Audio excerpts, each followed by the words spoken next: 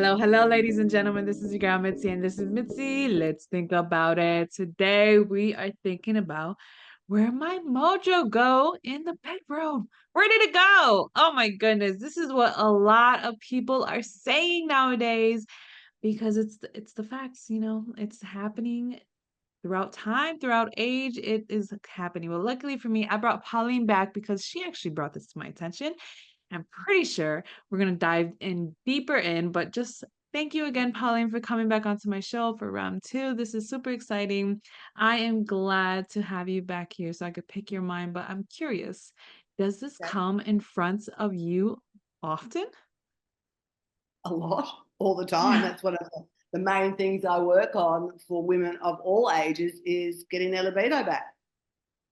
So Yeah. it's not just the standard cliche, oh, when you're in menopause. I've worked with women in their 20s, right through to their 60s. Yeah, I know. So That's it's true. common across the board. You can't say it's this category of pet person. It happens and it happens for a variety of reasons. So I guess my job is to look at what's the underlying core issue to getting that situation. Have you Everyone's found been. have you found a pattern yet? There are patterns, but it depends on which channel it's coming from. Okay. Like, Okay. I mean, for myself, personal share here, I lost my mojo when I was married. I was married for 16 and a half years, been divorced a long time.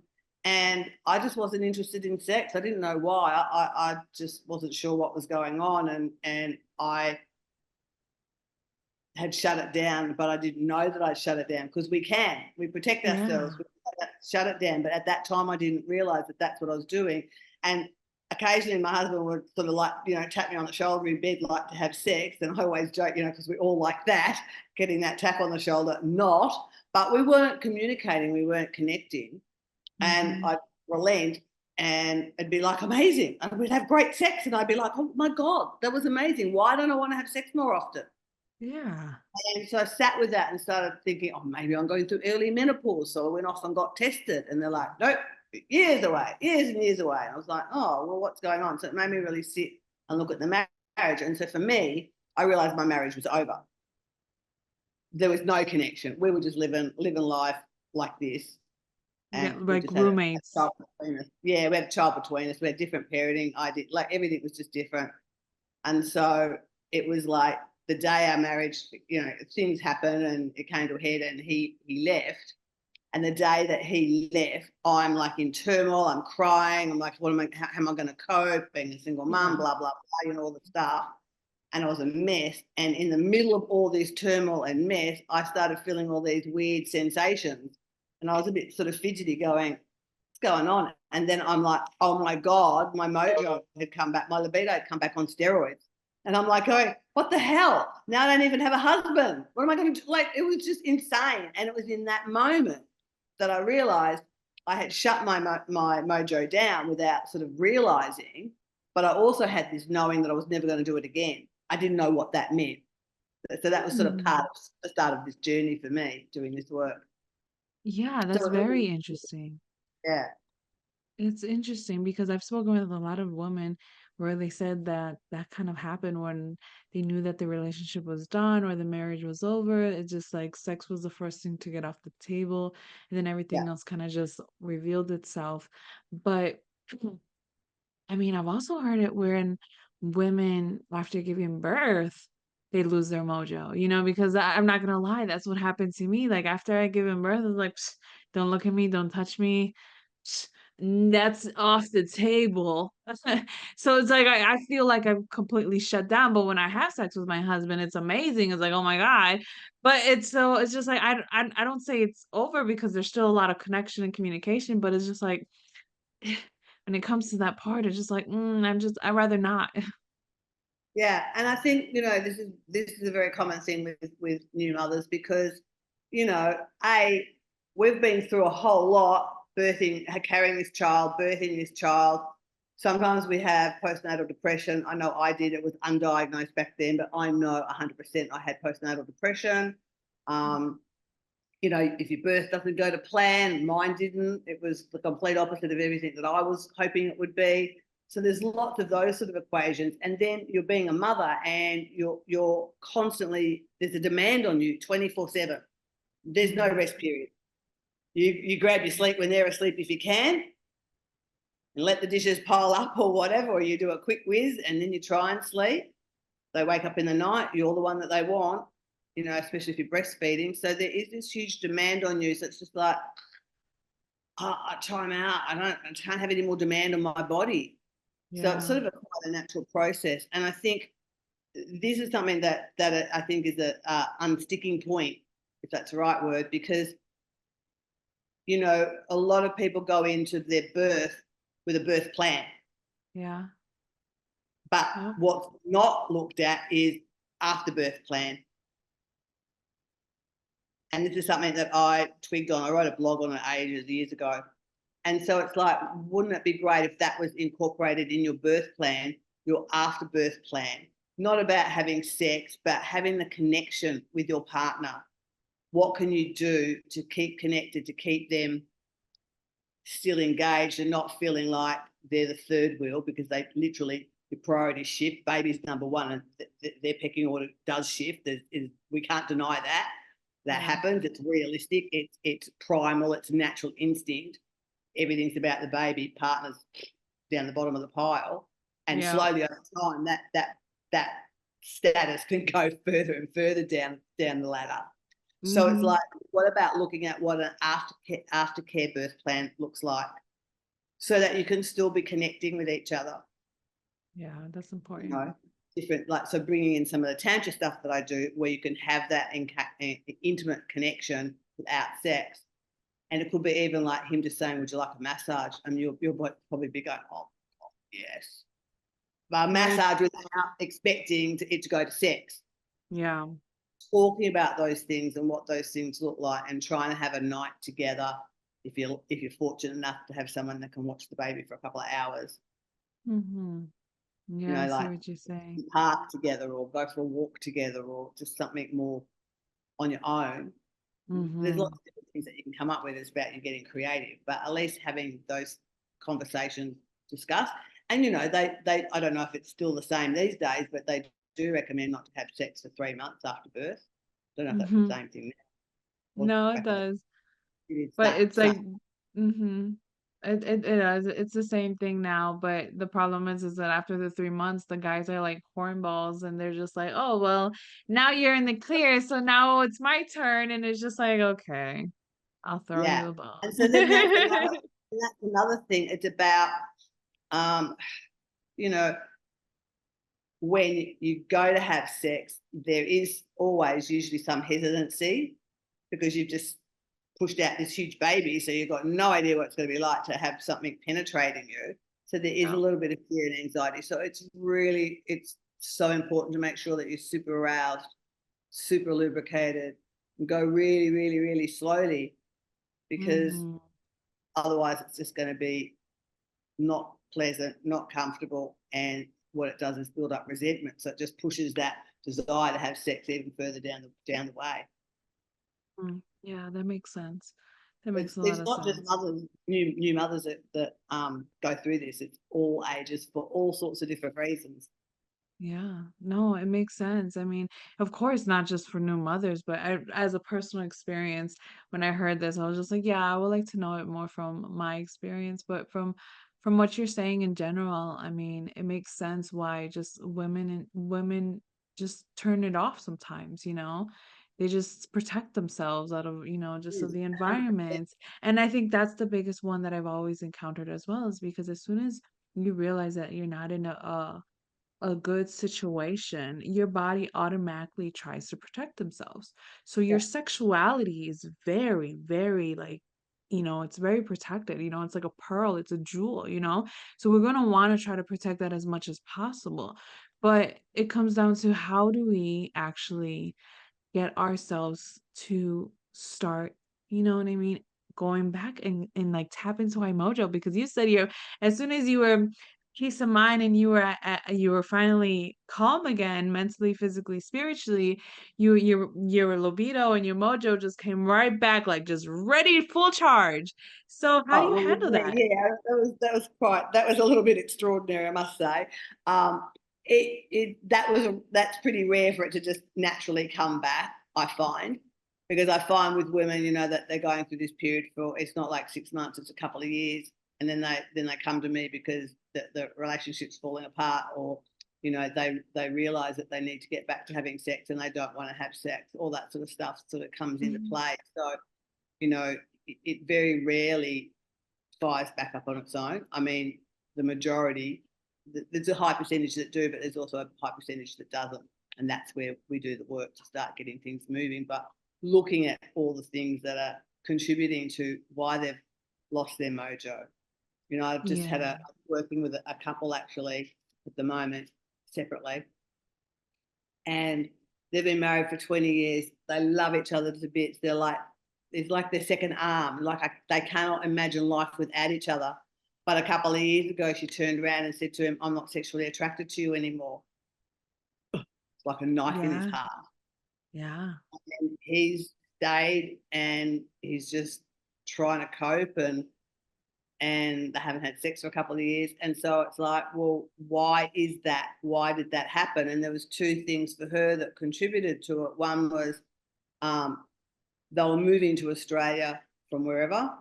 They were making the plans, and then he got offered a really good job, so he came out earlier, and then she was left to finish up everything at home. But then COVID hit, so they actually separated for 2.5 years because of COVID. So that was Yeah. one thing. But going further back from when she had her babies, like you said, he was like ready to go. Like, you know, he'd have sex 3 times a day if he could. And so For he was real. really happy to have sex. And she relented when she just was not interested at all. And Yeah. so therefore she wasn't aroused, she wasn't into it. And then there was resentment that kicked in as well. So it was a combination of that and then being separated for all that period. They spoke every day on Zoom and phone and, you know, a couple of times a Yeah. day. So it wasn't like they weren't communicating. But that was a big part of it.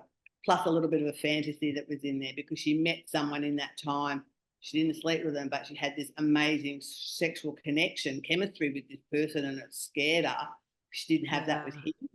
And I'm like, yeah, but you've got to realize that's a fantasy. And when you sometimes meet someone and you've got that really crazy sexual connection straight up, that's Yeah. as much as it feels great and we like that, it's actually usually not the healthiest connection to start with Yeah. because it can often mean past life stuff. Like, I'm not going to get into all of that, but it can sort of mean lots of other different reasons as to why that connection has come in so strongly. So she's been Yeah. living this fantasy. She's realizing that now. And I know she loves him. So it's just a matter of time. I'm That's hoping very true. soon. That's true. I mean, I'm glad you brought that up about the fantasy portion of it because a lot of people don't talk about that. You know what I mean? A lot of people don't acknowledge the fact that half of the time when we start getting attracted to someone, it's usually a lot of it's in our mind and it becomes a fantasy and it becomes a not real, you know what I mean? So I just think I'm glad that you brought that up because it needs more people need to acknowledge that sometimes that sexual like tension that you feel with somebody is all built up energy that you basically built up during time of what you wanted or desired and now you see somebody that meets that quote on picture and when you have that person, you're disappointed because you realize it's not what you actually wanted. Yeah. I mean, that's how I see it, and that's how I think of it. I mean, in your opinion, what do you think about that? Yeah, no, 100% agree. You know, like you can fantasize about X, Y, Z, and then you act out on it, and it's just not what the fantasy was. I know that's happened to me several times, and I've had clients that have had that happen. And I go, sometimes a fantasy is that full stop. It's a fantasy. Acknowledge that it's a fantasy, and that's why it has the effect on you. But it doesn't always mean that you have to actually act out on that fantasy because it doesn't always match up. I mean, yeah, especially when it's outside of your relationship.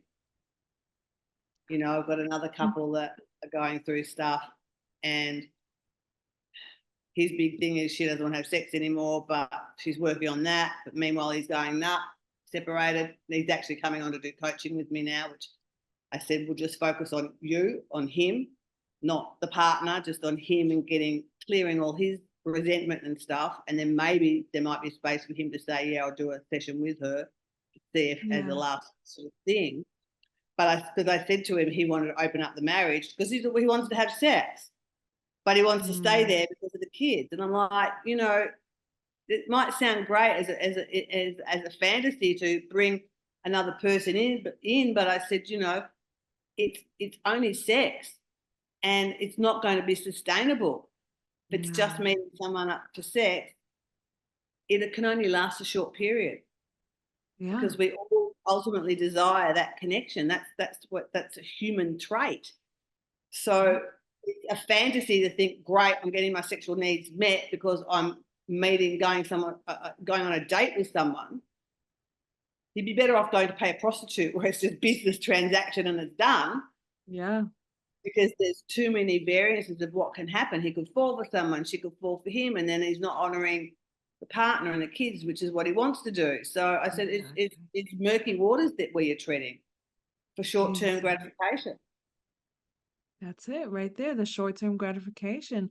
Sadly to say, that's a lot of the times what people's main objective is. It's just that short-term sensation, that gratification right there, because they're not worried about that long term. But in actuality, it's like you said, it's that connection that we're longing for.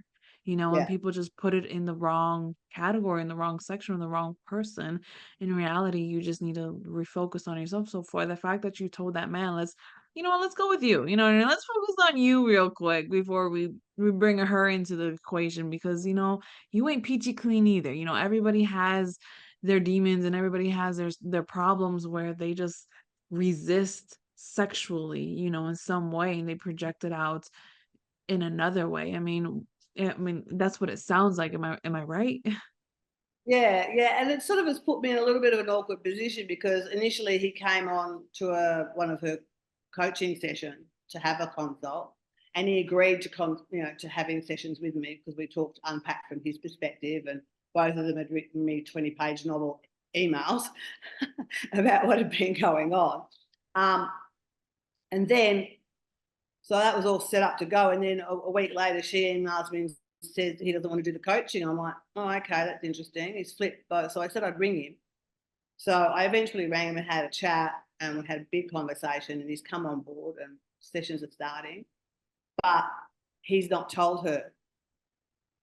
So he told her I spoke to Pauline, and she's messaged me, oh, X said he spoke to you, and I just had to ignore it. And then when we had our session, I had to sort of gauge from her, what did he tell you about our conversation? Because Yeah. as I said, I'm not telling her that we're doing the coaching. So I've got to just say to her, we just have to focus on you. Yeah, exactly. You gotta keep that professional line as well. You Yeah, gotta give because him that privacy and that yeah, respect. 100%. But it's so again, I've gone back to her to say, let's just focus on you and what you came to me about. And I said, when you're in a more empowered position, you'll know what you want to do. Because at the moment, she's just going yes, yes, yes to keep the peace. Okay. Yeah, that makes sense. Yeah. Honoring herself, but I get her position. She's got two kids that have got disability needs and appointments and things. Yeah. So Yeah. I sort of get where she's at. So Yeah. Yeah. But that's the nice thing. You can see it from both ends of the yeah, spectrum. But 100%. I'm curious. Do you think pleasure has the biggest, like like a part of the equation when it comes to losing your mojo? Do you think if there's no more pleasure in the bedroom, then that's what allows your mojo to start slipping away as well? Or what is your thoughts on that? Look, well, it can be certainly for some women. Like there's plenty of women out there that don't orgasm, so they go through the motions. There's plenty of women out there that have had some form of trauma that they haven't addressed, so they're checked out. So everyone's interpretation of pleasure, we all look at what we see in the movies as the ultimate thing, but there's so many different Yeah. ways to receive pleasure, but we're all focused on that end goal.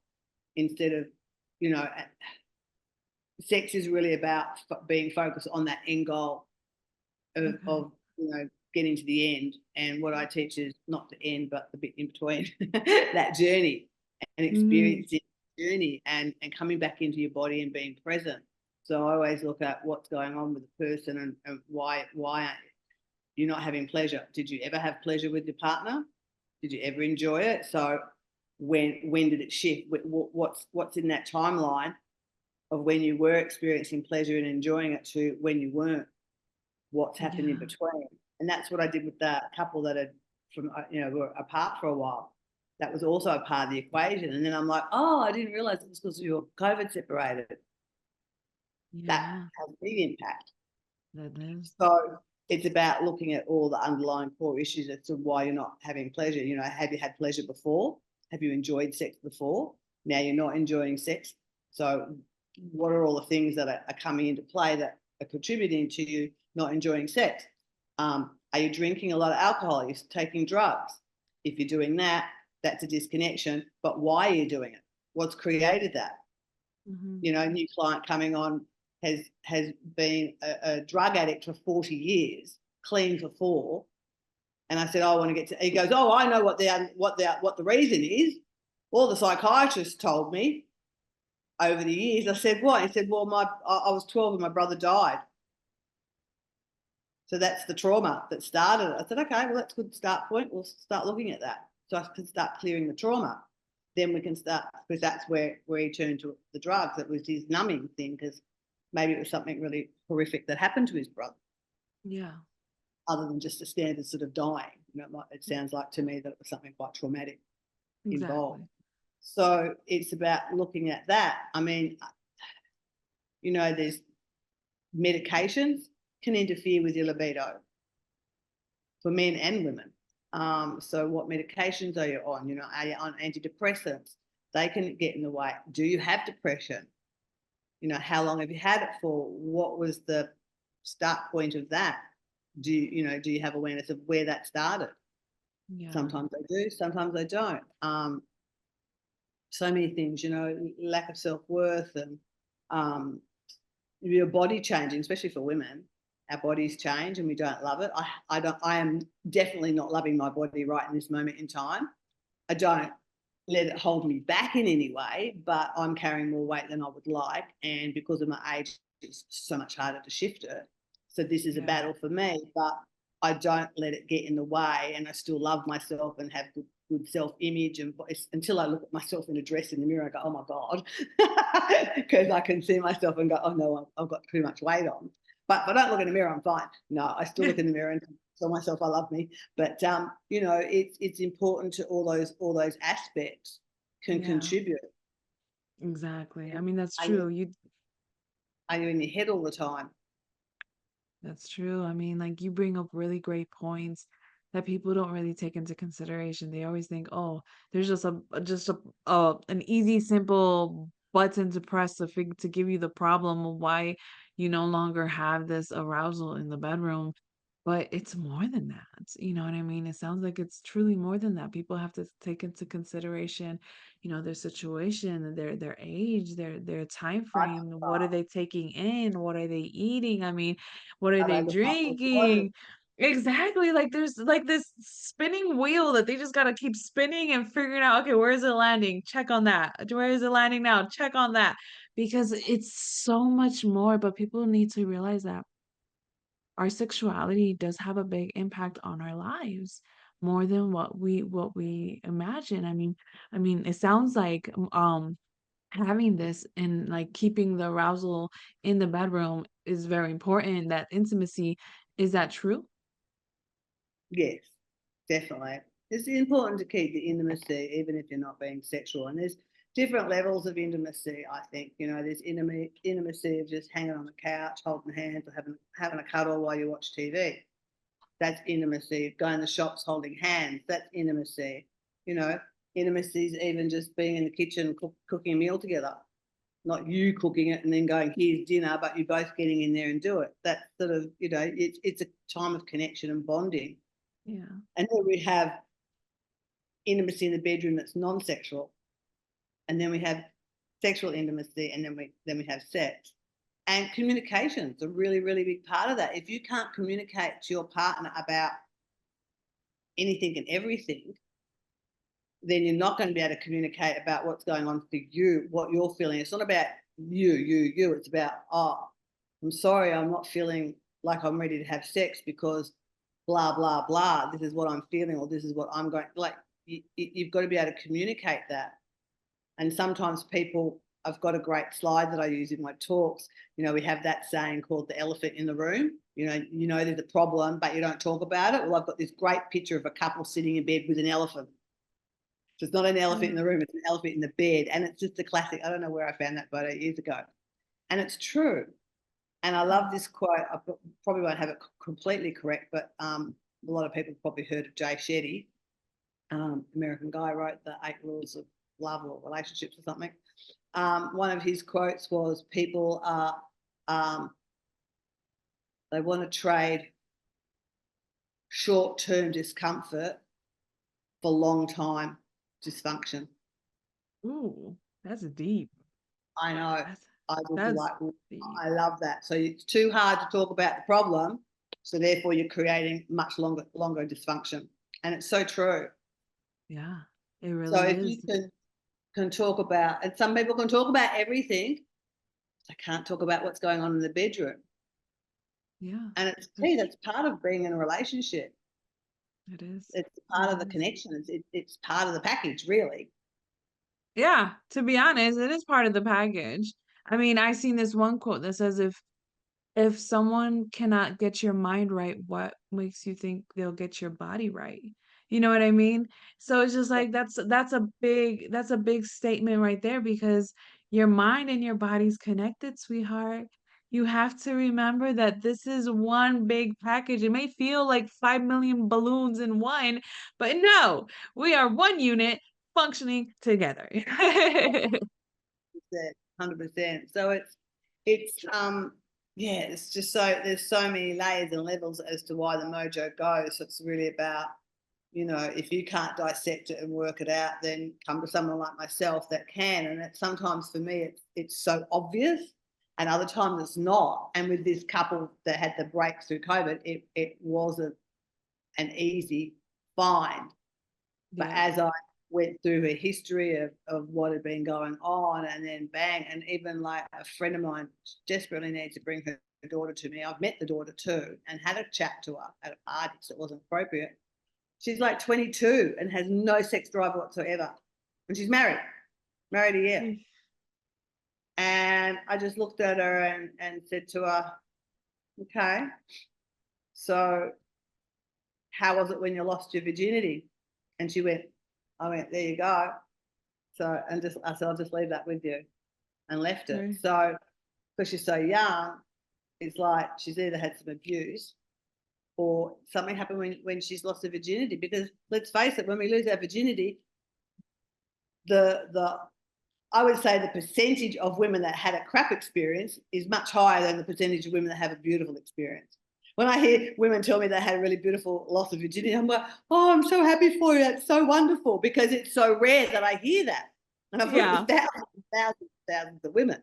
So, think back to when you lost your virginity. I know when I think back to mine, it was just a nightmare, an Yeah, absolute nightmare. So exactly. they're things that can, luckily for me, touch wood, on my table, it's not something that made me disconnect. Well, it wasn't the things that made me disconnect or not enjoy sex, because eventually I got to enjoy sex and love sex. Yeah. Um, but for some women, that can be part of the continuing reason of why they're in their head or why they're checked out up here. And then we've got abuse. If we've had any form of trauma, doesn't have to be sexual, but any form of trauma or abuse or situations, they put us in Yeah. flight, fight, freeze mode. And if those traumas are unresolved, then we're checked out. We will be in our heads 100%, or a lot of times we're not even in our bodies, but we're out here somewhere, we're out in the cosmos, because it's not Ex safe to be in our bodies. We have to bring that exactly. safety. Exactly. You said it's so beautiful. You said it's so and it's just wrapping up. I hate this. I hate this, but then sometimes I love it at the same time because it truly leaves everyone off with something to think about. Yeah. Because as a woman, it makes you think about your virginity, it makes you think about your soul, it makes you think about your experiences, it makes you think about like even to the simplest, how did I sleep? You know what I mean? Or what have my thoughts been going into my mind? Have they been positive? Have they been I mean, goodness. Every single thing really makes you think about this in a different way, and it truly it's not spoken enough. It's not spoken enough. It's not. And that's why I'm so glad to have you on my show and so that we can talk about this and share this type of content with the world because it's needed because there's so many women who go through this and obviously since you've been doing this for so long, but I think Yeah. this brings a different light because it allows women to know that they're not alone. You know what I mean? And that's the most important reason why It is I love to common. bring this out. Yeah, it's very common, and I think Sometimes if women will come to me, sorry, with certain things, and I go, oh, I go, it's okay. I have heard it all before. It's just a variation of your story. So yeah, there's nothing sort of like new, but just tell me what you can tell me, and then we start talking and we sort of dissect it and exactly. look at the whole picture because that's what it's about. It's about the whole picture. You've got this incident. There could be 5 or 6 things that are streaming in to contribute to that, like the new guy coming on that's the drug addict or ex-drug addict, I should say. There is like one, two, without even going into the consult, I've already got like 5 or 6 paths of things that are contributing to his situation right now of why Oh, he's I coming believe to it. Yeah, you know. I believe it. I believe it 110%. Add the extra 10 for that sprinkles because it's needed. Yeah, and And something that I should do want to mention this too, because it's not something I ever thought about in my youth. That's for sure. It's something that's been more in my awareness, more as I do this work, is that, you know, we are a vessel. And so we forget that we hold the power really in the bedroom, like in Tantra, it's very much that we are the vessel. And so we're inviting a man inside of our bodies. So looking at the men that we've had, they leave an imprint in us. yeah, So it's about really looking at how do we clear that from our system, the yeah, energy of that person that's been inside us, and so that's something that's quite new in my uh, frontal vision, I guess, is it's really important to look at that aspect yeah, and, yeah. and be more selective. Yeah, no, selective is the great word. Selective is the perfect word. I think more women and even men, I mean, just the fact of choosing and selecting correctly because things most definitely linger that people don't realize. And so unfortunately, we don't have the time to continue talking. Oh my goodness. I think we're gonna have to get a part 3 because holla, we are getting a ton of great information, Pauline, and I don't know what to do with you. I don't know what to do with you. I'm gonna just need to bring you back some more every year. We're gonna have a new topic because goodness, the amount of things that people need to start thinking about sexually needs to be brought out to the global mindset, if that's the right way to say it. And then we haven't even touched on porn and its influence. I know. I We won't know. get that's a really big problem, and the porn industry is just humongous. I know. Maybe that'll be our next topic, right? Next topic will be about porn so that we can really dive into that because goodness, because it goes into sex slavery, goes into trafficking, and goes into oh my goodness, so many things. Goodness, no, no, no. We're not gonna get into it right now, ladies and gentlemen. You're gonna have to wait for another round. So we're gonna call it quits for today. Please check out Pauline. If you want to know more about her and her beautiful mind and what she has to offer, please I have her lovely photo on my website. Go check it out. It'll also be there with the last conversation we had about sex therapy, just diving into it. Now we're going deeper and then we're going to keep on going deeper. So get comfortable because me and Pauline, we are going to be doing our thing. We're a So, team. exactly. We are a team. We got this going on. So stay tuned. Always keep thinking, y'all. Bye.